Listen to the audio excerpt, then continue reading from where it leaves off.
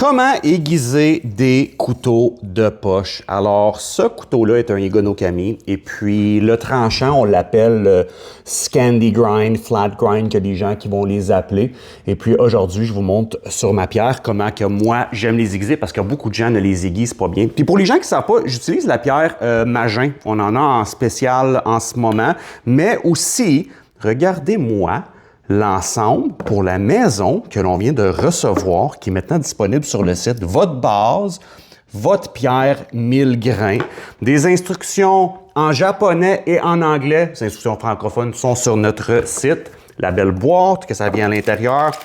Votre effaceur à rouille et puis votre pierre ou plaquette de raplacissement que vous pouvez juste mettre alentour et puis frotter votre pierre quand vous avez fini.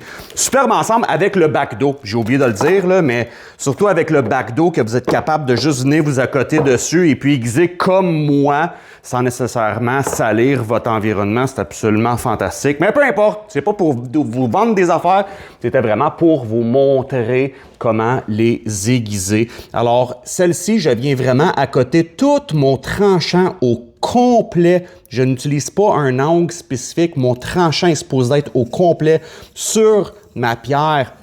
Et puis, je viens aiguiser tout ce tranchant-là au complet, jusqu'à temps que j'ai une petite bavure qui se replie. Et puis oui, vous allez le voir que ça va un peu égratigner la lame. Vous pouvez la polir plus tard à la machine ou avec des pierres plus élevées.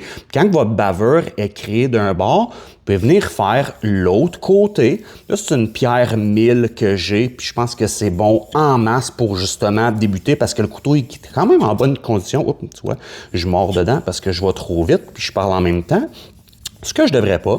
Puis une fois que j'ai détecté ma bavure de l'autre côté, ce que j'aime beaucoup faire avec ces couteaux de poche-là, c'est que je viens vraiment juste lever mon angle un peu et puis sur chaque côté, je vais juste leur donner une micro-bavure, comme que j'appelle.